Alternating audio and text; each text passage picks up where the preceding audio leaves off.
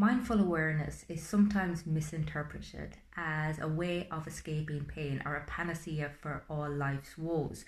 But what it actually entails is the development of a specific skill set that basically creates a more in depth understanding of our spiritual selves and allows us to derive fulfillment from the more mundane aspects of our life. It also switches our focus to contribution to others and their well being, as well as improving our relationship with pain. So we are less likely to suffer.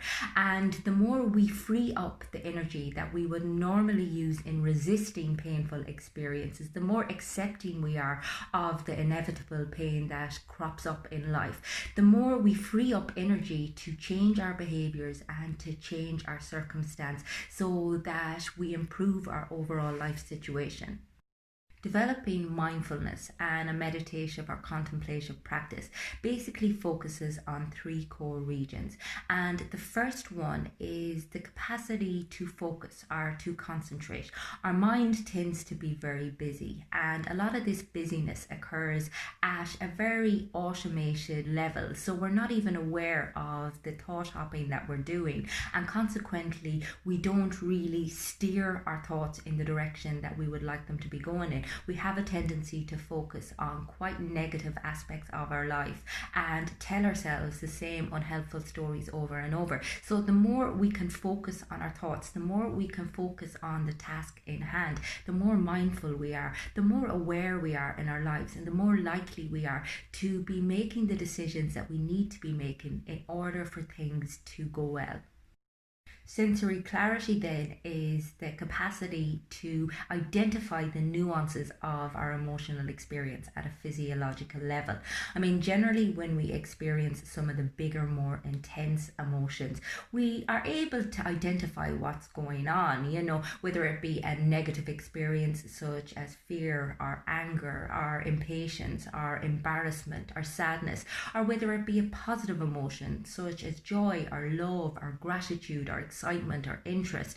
We tend to experience very intense feelings inside of us, and consequently we know what's happening.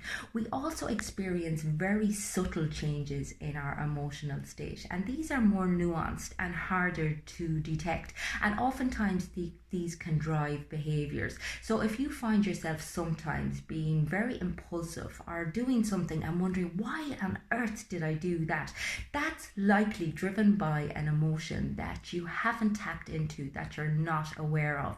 And having a contemplative practice makes you more aware of all of these little subtleties that are going on inside you, all of these little emotional triggers that are impacting on your thought process and your behaviors without your knowledge.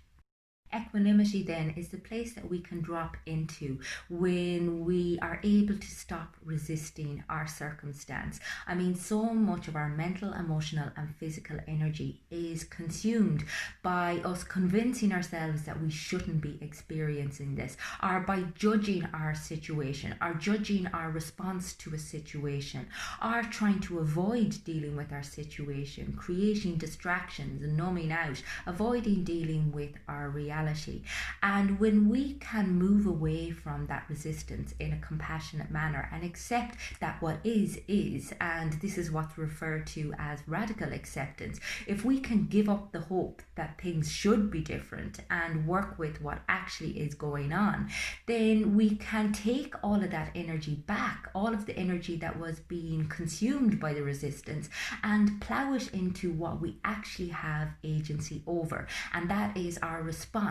That is the way that we think about what is going on, and that is the way that we behave going forward. And sometimes all of that energy needs to be plowed into acceptance, because there's some things in life that we can change, but some of that energy may be used to change our circumstance. And it's again having the wisdom and the clarity to be able to understand the difference. And in order to do that, you need that sensory clarity and you need that state of equanimity.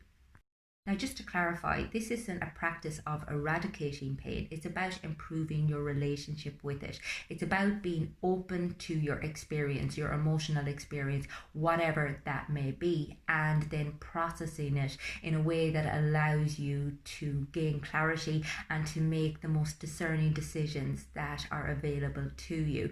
So, when we look to mindfulness or meditation as a panacea for anxiety or for pain, we are unfortunately going to come up short because that's not what it's geared to do. It's also recognizing that acceptance is not passivity, it's not about creating indifference, it is about still taking appropriate action, but it just gives you the capacity to do so because you're not so tied up in resistance, or you're not so tied up in the unfairness of it all that you cannot see straight.